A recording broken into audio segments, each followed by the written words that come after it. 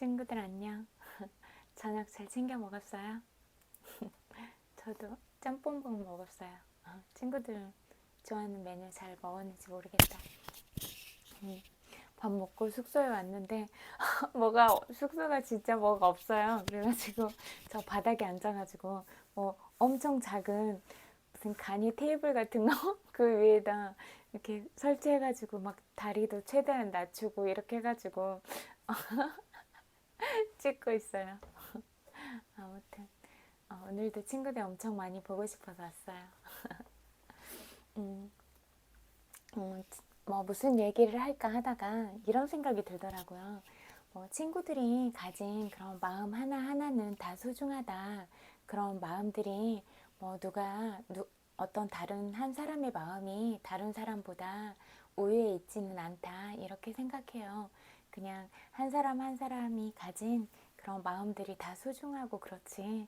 그런 것들은 서로서로 다 존중되고 이해받아야 되는 그런 부분들이다. 이렇게 생각해요. 그러니까 그런 부분에 대해서는 친구들 스스로를 믿고 자신감을 갖고 자부심을 가져도 된다. 이렇게 이야기해주고 싶은 것 같아요. 그리고 제가 봤을 때는 친구들이 각자 한 명 한 명이 다 너무 특별하고 진짜 소중하다고 생각해요. 그리고 친구들이 가진 재능이나 잘 할 수 있는 그런 부분들 있잖아요. 그런 부분들을 누가 친구들만큼 해낼 수 있을까? 전 그렇지 않다고 생각해요. 그러면 그거는 친구들이 독보적인 존재인 거예요. 다른 사람들이 할 수 없는 거를 친구들 각자가 잘 할 수 있는 거는 진짜 그 친구만이 할 수 있는 거예요. 그러면 그런 부분들은 비교 대상이 아니다. 그리고 그런 사람으로서 나는 정말 특별한 사람이구나. 이렇게 생각하고 믿고 가도 된다. 이렇게 생각해요. 그래서 제가 늘 이야기하잖아요. 친구들 한 명 한 명이 너무 사랑스럽고 세상에 단 하나밖에 없는 명품이다. 명품의 가치는 희귀성이 있잖아요. 그만큼 친구들이 소중하고 값어치가 있는 존재인 거예요. 그러니까 스스로 명품을 더 잘 성장시키고 좀 더 긍정적인 방향으로 가기 위해서는 어떤 부분들을 더 개발하고 가는 게 좋을까, 이렇게 그 부분에 대해서 중점을 맞추고 가면 좋지 않을까, 그런 생각이 들어요. 그리고 친구들이 가장 이루고 싶은 어떤 것들이 있잖아요. 그러면 가장 끝지점 이루고 싶은 것들을 먼저 생각을 해놓고 거기에 포인트를 맞추고 가면 된다. 이렇게 이야기하고 싶어요.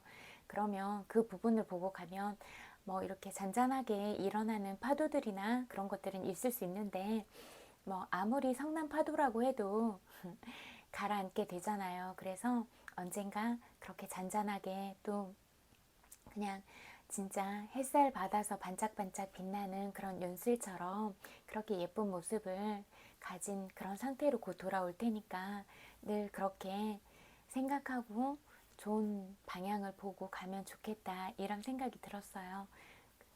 그래서 항상 생각하는 건데 긍정적인 생각을 하고 이런 게 중요하니까 늘 그런 기분이나 감정을 이렇게 최상의 상태로 유지하면서 떨어뜨리려고 하지 마세요. 명품의 품격은 스스로 유지하고 발전시켜 나가는 거다.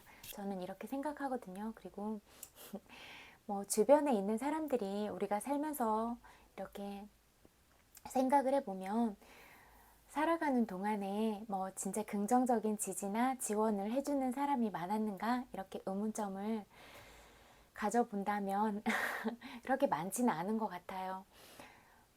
그거는 꼭 나쁜 마음을 먹어서라기보다는 우리들도 모두 어른들도 그런 부분에 대해서 감정을 어떻게 받아들이고 해석하고, 또 특히 가장 중요한 내 감정을 어떻게, 내 감정 상태가 어떤 건지를 정확하게 직시하고 그렇게 바라보는 방법들에 대해서 우리가 배우질 못했다. 그렇기 때문에 우리의 감정 상태가 어떤 감정인지도 잘 모르고 우리의 감정을 잘 모르기 때문에 상대방의 감정을 알기가 좀 더 어렵잖아요. 그러니까 그런 부분에 대해서 더 생각을 하고 내 마음과 상대방의 마음이 다르지 않다. 그래서 내가 아프면 상대도 아프다. 그리고 내가 기쁘면 상대도 기쁘다. 이렇게 아주 간단한 접근 방식을 가지고 대해보면 뭐 상대한테 함부로 할 수 있을까? 그런 생각을 해요. 내가 듣기 싫은 말은 상대도 듣기 싫은데 그 말을 해서 상대를 마음 아프게 하거나 그렇게 하진 않는 게 좋겠다 이런 생각이 들거든요. 그리고 사실 그렇게 하는 건 의미도 없어요. 늘 이야기하겠지만 좋은 생각과 좋은 마음을 품는 건 그 수혜자가 자기 자신이니까 그 덕이 자기한테 가장 먼저 가요. 그리고 또 그 말을 듣는 사람도 덩달아 기분이 좋아지겠죠. 그러면 그 기분 좋은 말을 들은 사람이 또 해준 그 좋은 말을 해준 사람한테 예쁜 말을 해주고 싶은 게 인지상정 아니에요. 그러니까 그렇게 생각하고 또 그렇게 나쁜 말을 한다거나 그러면 진짜 우리 뇌가 계속 그런 쪽으로만 기를 내서 계속 그렇게 뭐 암울한 생각을 하거나 누구를 계속 비난하거나 그런 길을 계속 낼 거고 그러면 주변에 다 그런 사람들만 모이게 될 거예요. 근데 반대로 우리가 늘 사랑스럽게 말하고 좋은 생각을 얘기하고 그렇게 좋은 기운들을 우리 스스로가 내뿜는 사람이 된다면 주변에 점점 그렇게 좋은 사람들이 많이 모이게 돼서 서로서로 빛을 내게 되고 그러면 그 밝은 빛들이 더 선한 영향력을 나타낼 수 있고 그렇게 점점 더 좋은 방향으로 갈 수 있는 거예요. 그리고 또 어제인가 읽어준 책에서 내용도 있었잖아요. 뭐 비행기 사고가 나서 사람들이 다 불에 탔을 때 그렇게 사람들이 빛이 나는 그런 아우라가 다 달랐다고 하잖아요. 그러니까 우리가 우리 스스로의 그런 밝은 에너지와 그런 멋진 아우라를 어떻게 만들어 가려고 하는가 이런 부분에 대해서 집중을 하고 뭐 다른 사람이 뭐 어떤 애 저떤 애 이렇게 뭐 가십거리를 삼으면서 그러는 게 뭐 재밌지도 않고 누구한테 특별히 득이 되는 것도 아니잖아요. 그런데 그래도 굳이 그렇게 하고 싶다면 나한테도 가장 해롭고 다른 사람한테도 득이 안 되는 걸 하고 싶다면 욕할 자유는 있다. 그러니까 욕은 해도 괜찮다. 이렇게 말씀은 드리고 싶어요. 그렇지만 스스로한테도 절대 득이 안 된다. 이거는 알고 가면 좋을 것 같아요. 친구들 자신들을 더 믿으세요. 정말 재능이 많고 특별해요. 그리고 제가 봤을 때는 천재적인 부분들도 너무 많고 기본적으로 머리도 영민해요. 그러니까 그런 자기의 명석한 부분들을 믿고 이렇게 추진력 있게 간다면 괜찮을 것 같다 이런 생각이 들어요. 그리고 늘 친구들 자신을 믿고 자신감을 가져도 좋다. 전 그렇게 생각하거든요. 그래서 이런 부분에 대해서 얘기하고 싶었고 책 읽어드릴게요.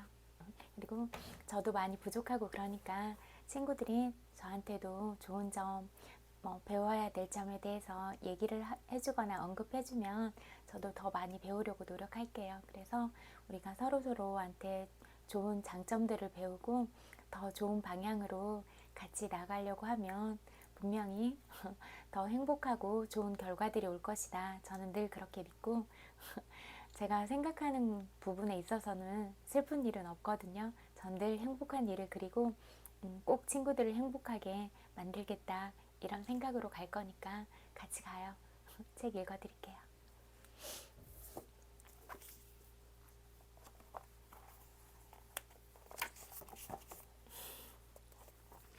나의 삶 전체는 기적이다. 당신의 삶도 마찬가지다. 나는 이것을 확실히 알고 있다. 당신이 어떻게 이 세상에 오게 되었는지는 중요하지 않다. 부모님이 원한 아이였든 아니면 사고였든 오랜 세월 나도 그런 딱지를 붙이고 살았었다. 당신이 지금 이 세상에 존재해서 이 책을 읽고 있다는 건 그야말로 환상적인 일이다. 솔직히 나는 당신이 살아가는 삶의 세세한 내용은 알지 못한다. 하지만 모든 사람이 자기만의 희망과 슬픔의 이야기, 승리와 패배의 이야기, 보상과 기쁨, 그리고 빛의 이야기를 지니고 있다는 것은 안다. 모든 이는 자기 몫의 교훈이 담긴 경험을 맛본다. 그 교훈을 얼마나 잘 습득하는지는 당신에게 달려있다. 이 세계를 교실이라 생각해보자. 그러면 모든 경험은 우리에게 자신에 대한 무언가를 가르쳐주기 위해 생겨난 일이라는 사실도 우리가 점점 자신의 본질에 가까워지는 것이 삶이라는 삶이라는 여행의 핵심이라는 점도 이해가 될 것이다. 그 여정에서 우리는 모두 자기가 가진 것을 나누게 된다. 그것은 또 다른 기적이다. 우리는 종종 가장 고된 경험에서 가장 많이 배운다. 문제거리가 생길 때마다 나는 스스로 물어보려고 노력한다. 이 문제의 진정한 핵심은 무엇일까? 나는 이것으로부터 무엇을 배워야 할까?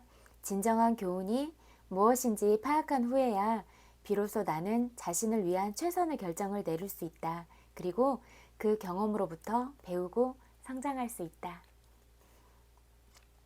내가 이 세상에 와서 오랜 세월을 머무르며 온갖 일들을 겪고 난 지금 나에 대해 가장 자랑스럽게 여기는 것은 내가 삶의 진화에 마음을 터놓고 있다는 점이다. 나는 모든 물질적 만남에 형이상학적 의미가 존재한다는 것을 안다. 나는 마음을 열고 그 모든 것을 보고 싶다. 몇 해 전 나는 운 좋게도 피지에서 시간을 보낼 기회를 가졌다. 그곳에서 파도가 밀려와 해변에 부딪히며 잔잔하게 부서지는 모습을 보는 것이 참 좋았다. 잔물결 하나하나가 마치 인생이라는 바다에 사는 우리 한 사람 한 사람과 비슷하다는 생각이 들었다. 우리는 우리가 서로 매우 다르다고 생각하지만 실은 그렇지 않다. 우리는 포부, 투쟁과 승리, 희생과 상실이라는 거칠애와 관습 속에 감싸여 살면서 우리가 진정 누구인지를 잊게 된다. 어느 날 아침 나는 파도를 바라보며 내 시인 친구 마크 네포에게 이메일을 보냈다. 마크는 좀 더 의도적인 삶을 살기 위한 매일의 교훈 1년치를 담은 고요함이 들려주는 것들이라는 책을 썼다. 내 메일을 읽은 그는 다음과 같이 답을 보내왔다. 시에 관해 묻는 당신. 이 시 너무 좋아요. 너무나 멀리 떨어진 섬에서 당신은 묻네요. 훼손되지 않은 곳. 조용히 걷다 보면 모든 것에 깃든 기적이 시로서 말을 하는 곳에서 묻고 있네요. 마치 해변에서 자갈을 찾듯 당신의 영혼과 당신의 일상을 살펴보면 시라는 예술이 보여요. 4,000마일 떨어진 곳에서 태양이 하얀 눈을 얼릴 때 나는 미소 지어요. 지금 이 순간 당신 자체가 바로 시 한 편이기 때문입니다. 오랜 세월을 탐색해온 내가 해줄 말은 이것뿐. 시라는 예술은 거대한 바다에 다른 소소한 것들을 찾아다니는 것. 하지만 그 소소한 것들의 말소리에 귀를 기울이는 것은 한편의 시 그 자체랍니다. 나는 시에 대해서 그렇게 생각해 본 적이 없었다. 하지만 그날 섬의 가장자리에 앉아 있을 때 나는 마크가 이메일을 말미에서 적은 말 역시 진실임을 느낄 수 있었다. 나에게 시라는 것은 예상치 못한 영혼의 외침입니다. 매일 영혼이 어루만지는 그곳에 시가 있어요. 시는 단어에 대한 것이 아니라 우리가 태어나면서부터 내면에 지니고 다니는 살아있음의 감각을 깨우는 것입니다. 모든 것에 깃들어 있는 기적이 깨어날 때까지 조용히 걷는 것입니다. 종이에 꼭 써놓을 필요도 없어요. 솔직히 고백하자면 나는 시를 쓰기 시작했을 때 걸작 시판을 쓰고 싶다는 소망이 있었어요. 하지만 살아가는 것에 지치면서 그 소망은 진실한 시를 발견하는 것으로 바뀌었습니다. 그리고 인생 후반기를 살아가는 지금 나는 겸손해졌고 신이 나요. 나 자신이 한 편의 시가 되고 싶어요. 시를 좋아하며 감상하는 데 그치지 않고 시 자체가 된다는 것, 실로 품을 가치가 있는 포부가 아닌가? 영성이란 무엇일까? 우주 모든 창조적 행위를 일으키는 에너지와 내가 하나로 이어져 있음을 깨닫는 것, 내가 그것의 일부이며 그것 또한 영원히 나의 일부일 바로 그것을 나는 영성이라 부른다. 하지만 그것의 이름은 중요하지 않다. 그리고 그것을 묘사하기 위해 어떤 단어를 사용해야 하는지도 중요하지 않다. 단어란 영성을 설명하기에는 너무나 부적절한 도구다. 영성은 종교가 아니다. 영적인 사람이 특정 종교 안에 속할 필요는 없다. 매우 종교적이면서도 영적인 면모가 없는 사람도 있다. 단지 교의만 갖고 있을 뿐. 영성은 내가 믿는 무엇인가가 아니다. 영성은 나 자신이며 나의 의미다.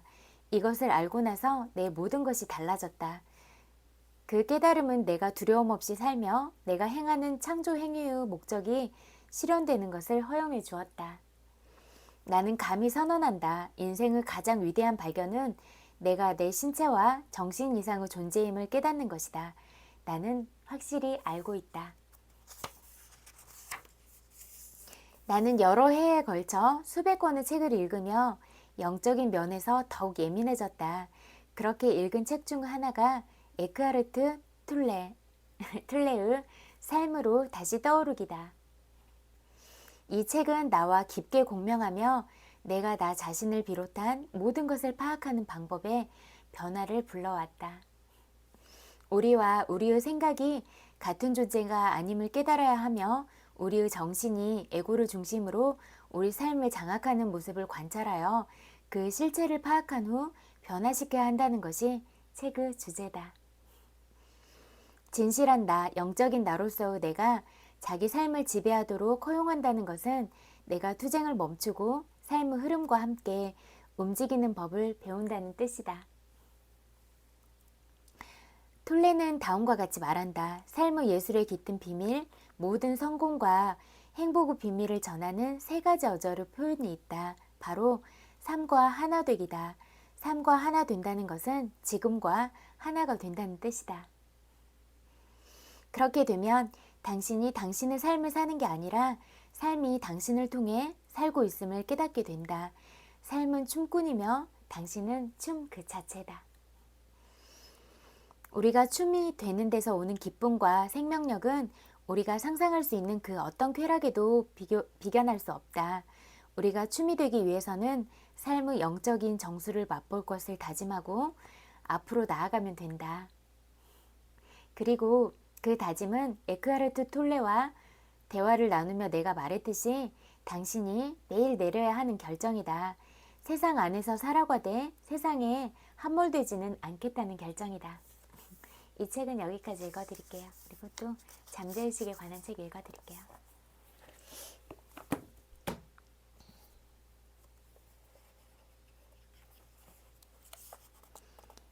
사랑은 모든 문제를 해결한다. 영국 런던의 캑스턴 홀에서 강연을 했을 때의 일이다. 강연을 마친 후에 어떤 배우와 이야기를 나눴다. 그는 품위가 떨어진 오늘날의 연극계에 질려 배우는 일을 그만두었다고 말했다. 하지만 내 강의를 들은 후 그는 다른 사람이 자신에 대해 말도 안 되는 헛소문을 퍼뜨릴지라도 신경 쓰지 않으면 소문은 자신을 해칠 수 없다는 걸 깨달았다.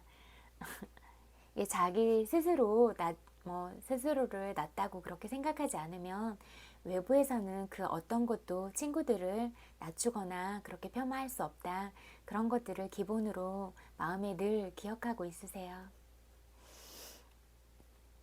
자신에 대해 터무니없는 소문을 꾸며낸 사람들에게 오히려 축복을 내렸더니 소문으로부터 자유로워졌다. 그러니까 그런 부분에 대해서 너무 부정적인 감정을 실지 않고 오히려 저렇게 말하는 사람이 마음에 그런 따뜻한 사랑이나 이런 부분을 갖지 못하고 있구나. 저 사람도 어떤 힘듦이 있구나. 이렇게 이해하고 자비로운 관점으로 바라보기 시작하면 좀 측은해 보일 수도 있는 것 같아요. 예를 들어서 진짜 마음 안에 사랑이 많고 따뜻함이 많이 담긴 사람이 다른 사람들에 대해서 비난하는 말을 하거나 비관적인 말을 하거나 그런 확률은 아주 낮잖아요. 없을걸요. 그런 부분들을 이해하고 생각해 본다면 왜 그런 일들이 일어나는가, 그 상대의 마음과 상대가 과거로부터 어떤 생활을 해왔으며 지금 어떤 환경에 처해 있을 거다, 이런 상황들도 미루어서 짐작해 볼 수는 있다. 이렇게 좀 폭넓게 생각을 해보세요. 그런 방향에 대해서 단순하게 저 사람이 나한테 욕을 했어. 이 부분만 보지 말고 반경을 더 넓혀서 생각해 보세요. 이제 제가 뭘 잘못했는지 알겠네요. 저는 여태까지 저 자신을 과소평가했습니다. 말씀드리고 싶은 또 다른 이야기가 있어요. 새 책을 출판하면서 문제가 생겼는데 일을 잘 처리하지 못한 출판사를 탓했어요. 내일 출판사에 갈 겁니다. 사랑이 두려움과 증오, 원망을 이긴다는 걸 증명할 거고요. 나는 런던에 한 주 동안 머물렀다.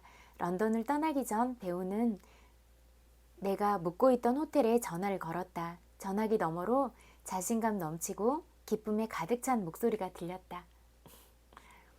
오늘 계약서에 서명했어요. 어젯밤 2시간 동안 신성한 사랑이 내 영혼을 가득 채웁니다. 라고 큰 소리로 말했습니다. 그리고 인류를 향한 깊은 사랑과 선의를 느끼며 잠들었죠. 이 배우는 사랑이 무엇을 의미하는지 새롭게 깨닫고 사랑을 마음에 품었다. 늘 사랑을 품으세요. 사랑이 부정적인 감정을 녹인다는 것을 이해한 것이다. 사랑은 어떤 문제든 녹여 없앨 수 있는 감정의 용해제다. 마음이 풍요로워지다. 독일 뮌헨에서 몇몇 사람들과 마음의 법칙에 관해 이야기를 나눈 적이 있다. 나를 초대한 젊은이는 알파인 스키 강사였다. 알파인 클라이밍을 하던 도중 그 수강생이었던 약혼녀가 눈사태로 실종되어 싸늘한 죽음으로 발견되었다. 그는 기소되어 2번의 재판에서 유죄 판결을 받았다. 하지만 3번째 재판에서는 무죄로 판결났다. 그런데도 그는 극심한 양심의 가책과 후회에 사로잡혔고 현지 언론의 비난에 상처를 받았다. 나는 주의사항을 따르지 않는 행동에 의해 발생한 결과는 그 행동을 한 사람에게 책임이 있으니 그에겐 책임이 없음을 강조했다. 그리고 자기 비하와 자기 혐오로 가득 찬 사람들이 인사불성이 될 때까지 술을 마시다가 수면제나 다른 약물을 과다 복용하는 것은 스스로 파멸을 초래하고 무모하고 아슬아슬한 행동이라고 꼬집었다. 그는 자책이 스스로를 파괴하는 행동임을 깨달았다. 그래서 자신을 책망하는 대신 전 약혼녀의 명복을 빌었다. 그렇게 함으로써 자책을 멈추고 약혼녀를 놓아줄 수 있었다. 우리가 살아있는 동안 부모님과 형제 자매, 사랑하는 사람이 영원히 내 곁에 있는 것은 불가능하다. 언젠가는 상황이 변할 수밖에 없다. 이 모든 사람에게 적용되는 보편적인 법칙이다. 그러니 마음의 울림과 속삭임에 귀를 기울여야 한다. 곁에 있을 때 더욱 많이 표현해야 한다. 세상을 떠난 사랑하는 사람들에 대해 병적으로 사로잡혀 있거나 우울한 생각을 하면 안 된다. 그건 그들을 위해서도 옳은 행동이 아니다. 세상을 떠난 사람이 생각날 땐 그들과의 행복했던 기억을 상상하며 긍정적인 마음과 사랑을 보내라. 내 설명을 듣고 젊은이는 눈동자를 반짝이며 외쳤다. 마음이 가벼워졌어요. 전 이제 자유의 몸입니다. 마음이 부자가 됐어요. 생명은 선물이다. 우리는 몸과 마음, 영혼을 다해 생명을 표현하고 숨겨진 재능과 능력을 펼치기 위해 이 자리에 있다. 내 안에는 위대한 힘이 있다. 내면에 있는 무한한 부와 손을 잡는 사람은 한없는 평화와 기쁨을 느낄 것이고 완전한 조화를 이룰 것이다. 성공과 발전으로 이끌고 창조력이 담긴 다양한 아이디어가 샘솟을 것이다. 마음만 준비되어 있다면 당신을 위해 무엇이든 준비되어 있다. 부와 가난이 시작되는 곳은 바로 내 마음속이다. 부자가 되고 성공하겠다는 다짐을 분명하게 해야 한다. 내가 가진 유일한 기회는 내가 스스로 만들어내는 것이다. 다른 사람이 부자가 되는 것을 원하지 않는 건 내가 부자가 되는 걸 원하지 않는 것과 같다. 그러니까 다른 사람에 대해서도 좋은 마음을 가지고 축복해 주세요. 그게 스스로를 위한 축복이나 마찬가지예요. 부정적으로 생각하면 삶의 모든 방면에서 부정적인 반응이 일어난다. 다른 사람의 행동에 책임을 질 필요가 없다. 상대방에게 진 빚은 사랑과 선의뿐이다. 이러한 진리는 나를 자유롭게 하며 죄책감에서 해방한다. 우리가 살아있는 동안 사랑하는 사람이 영원히 내 곁에 있는 것은 불가능하다. 언젠가는 상황이 변할 수밖에 없다. 그러니 마음의 울림과 속삭임에 귀를 기울여야 한다. 곁에 있을 때 더욱 많이 표현해야 한다. 마음속에 품은 생각과 정신적 이미지, 신념, 태도, 그리고 감정은 잠재의식에 하는 투자다. 잠재의식은 복리로 돌려준다. 얼마를 잠재의식에 저금했든 수배로 불려준다는 뜻이다. 소문은 자신을 해칠 수 없다. 자신에 대해 터무니없는 소문을 꾸며낸 사람들에게 오히려 축복을 내려보라. 소문으로부터 자유로워진다. 그러니까 늘 너그러운 마음을 가지고 용서하고 자비의 마음으로 나와 상대방을 바라보는 거, 이게 중요하다. 이렇게 이야기할 수 있을 것 같아요. 나도 어떤 부분에 있어서는 정말 위대하고 특별한 존재이기도 하지만, 어떻게 보면 나도 그런 용에도 약점이 있잖아요. 그런 영린이 있는 것처럼 나도 때로는 약한 면도 가지고 있고, 그런 것처럼 다른 사람도 그렇게 특별한 면도 가지고 있는 존재지만, 또 약하고 상처받기 쉽고 그렇게 깨지기 쉬울 정도로 우리가 보살피고 보호해줘야 되는 그런 존재다. 이렇게 생각을 하고 간다면 다른 사람들한테 함부로 말하거나 그렇게 할 수 있을까? 이렇게 생각을 해보면 좋을 것 같아요. 그리고 늘 마음속에 있는 그런 깊은 내면 아이부터 치유를 해야 이렇게 깊은 마음으로부터 진짜 그런 행복한 마음과 감정들이 올라와서 그 친구들의 일상에서도 매 순간마다 행복해질 수 있다고 생각하거든요. 그러니까 우리 내면 아이를 어떻게 잘 다스리고 성장시켜 갈 것인지, 이 부분에 대해서 공부해요. 그러니까 다른 사람들의 예시니까 또 다른 부분이긴 하지만, 또 맞지 않는 부분은 그냥 이렇게 넘기고, 이렇게 또 어떤 부분에 대해서 내 상황과 맞는 부분을 연결을 시키고, 아니면 이제 자기 상황으로 이렇게 대입을 시켜보면 좋겠다, 이런 생각이 들더라고요. 이런 예들이 꼭 나한테 맞는 부분은 아닐 수도 있잖아요. 그러니까 맞는 부분은 수용하거나, 아니면 이제 이렇게 좀 뒤로 밀어놔도 되고, 또 다른 자신의 부분으로 대입하고, 이렇게 여러 가지 방향으로, 생각도 딱 한 가지 생각으로만 자꾸 계시지 말고 이렇게 생각의 방향을 자꾸 이렇게 펼쳐보다 보면 생각하는 그런 사고력이 훨씬 더 확장이 될 것이다. 그리고 그런 부분들은 친구들이 가진 그런 재능들을 더 빛나게 하는 창의력으로 훨씬 개발이 될 것이다. 이렇게 생각해요. 공격적 행동. 상처받은 내면 아이를 안고 있는 이들은 대부분 조용하고 착하고, 또 오랫동안 고통을 인내온 사람들로 주위 사람들에게 비춰지곤 한다. 그러나 사실은 이 상처받은 아이가 이 세상에서 벌어지고 있는 수많은 폭력과 잔인함에 대한 책임이 있다. 우리가 잘 알고 있는 히틀러의 경우를 보자. 히틀러는 어렸을 때부터 아버지에게 상습적으로 매를 맞고 자랐다. 그 아버지는 유태인 지주 사생아였다. 폭력적인 아버지에게 학대받으면서 자란 이 아이는 결국 인류 역사상 죄 없는 수백만의 사람들에게 가장 극단적인 잔인성을 자행했다. 그러고 보니 도슨이라는 내담자가 생각난다. 결혼 생활의 어려움 때문에 나를 찾아왔었던 그는 당시 나이트클럽 경호원으로 일하고 있었다. 상담 때마다 그는 주간에 직장에서 일어났던 사건들에 대해 이야기하곤 했다. 한 번은 그가 한 손님의 턱을 때려 부순 사건에 대해 말해주었다. 그 얘기를 하는 동안 그는 그 손님의 어떤 행동 때문에 결국 자신이 그럴 수밖에 없었는지를 아주 장황하게 설명했다. 그 손님은 그 주위에서 과격한 행동을 함으로써 그를 화나게 만든 것이다. 하지만 솔직히 말하면 상담 기간 동안 그는 늘 이런 방식으로 말을 해왔다.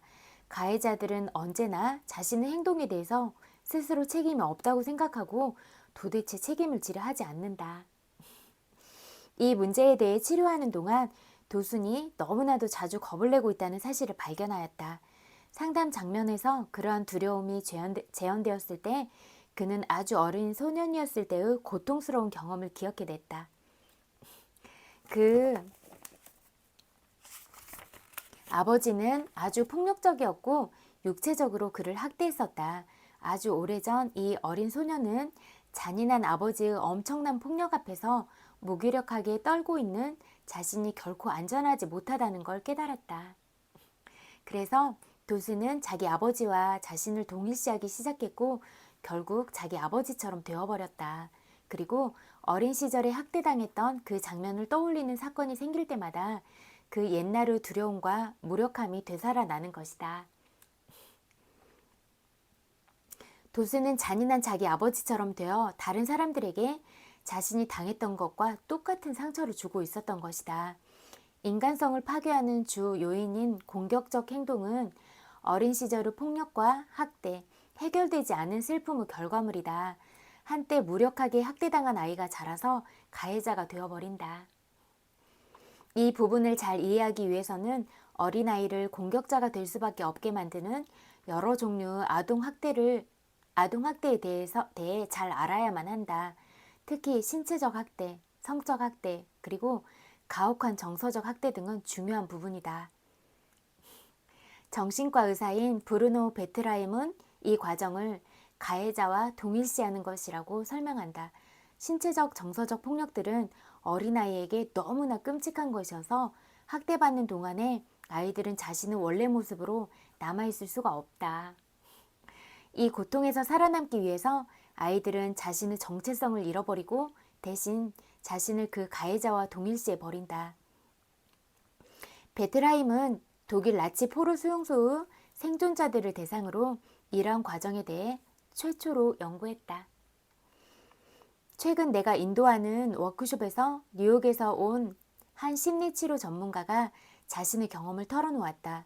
그녀는 우선 자신이 유태인이라는 점을 밝힌 후 자기 어머니가 나치 포로 수용소에서 겪었던 소름 끼치는 경험들을 자세히 이야기해 주었다. 그녀의 이야기 중에 가장 놀랄만한 부분은 나치 군인이 자기 어머니를 대했던 방식으로 자신의 어머니가 딸인 자기를 3살도 채 되기 전에 유태인 돼지라고 부르며 어린 딸을 때렸던 것이다. 아마 좀 더 심각한 경우는 성범죄자들일 것이다. 이들의 대부분이 어린아이였을 때 성적 피해자인 경우가 많다. 그래서 그들은 어린아이에게 나쁜 짓을 저지를 때 자신들이 어린 시절에 당했었던 학대를 떠올리곤 한다. 이렇게 대부분의 범죄 행위들이 어린 시절의 경험에 뿌리를 둔 것이지만 모든 경우가 다 그런 것은 아니다. 어떤 범죄자들은 어렸을 때 부모의 지나친 방치와 관대함 때문에 버릇없이 망가져서 자신이 다른 사람들보다 우월하다고 생각한다. 지나친 과잉 보호에서 자란 아이는 다른 사람들에게 특별한 대우를 받기를 기대하고 결국 그것을 당연하다고 믿게 된다. 뿐만 아니라 그들은 자신이 늘 옳다고 생각한다. 결국 그들은 책임감을 완전히 상실한 채 자신의 모든 문제를 다른 사람들의 탓으로 돌리게 되는 것이다. 자기애성 성격장애. 모든 어린아이는 적어도 성장 초기에는 무조건적인 사랑을 받아야 한다. 부모나 보호자들이 편견 없이 자신을 바라보는 경험 없이는 진정으로 자기가 누구인지 알 수 없다.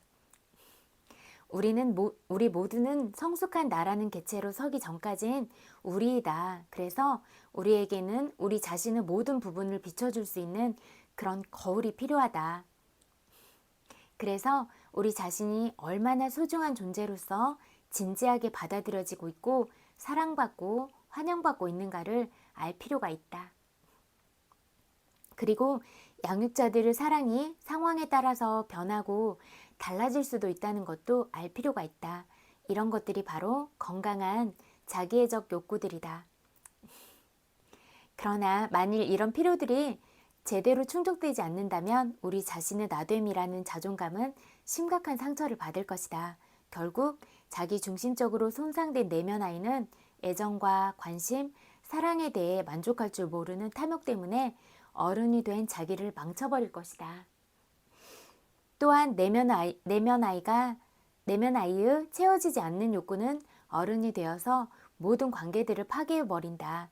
누군가에게 아무리 많은 사랑을 받아도 결코 충분하다고 느끼지 못하기 때문이다. 왜냐하면 사실 자기중심적인 성인아이가 원하는 것은 어른이 아닌 아이의 욕구이기 때문에 언제나 자기의 욕구들이 충족되지 않는다고 생각하는 것이다. 아이들에게는 항상 부모가 필요하다. 이것은 선택의 영역이 아니라 자연적으로 꼭 필요한 부분이다. 아이의 욕구는 의존적인 욕구이기 때문에 누군가에 의해 반드시 채워져야만 한다. 따라서 아이였을 때 제대로 채워지지 못한 욕구들의 상실을 슬퍼하는 것이야말로 치유의 시작이다. 이 작업이 이루어질 때까지 만족할 줄 모르는 이 아이는 어린 시절에 받지 못했던 사랑이나 가치 등을 찾아 끝없이 헤매게 될 것이다. 자기중심적인 성인아이의 욕구들은 아래와 같은 다양한 형태로 나타난다. 언제나 다른 사람과의 관계에서 실망하고 좌절을 경험한다.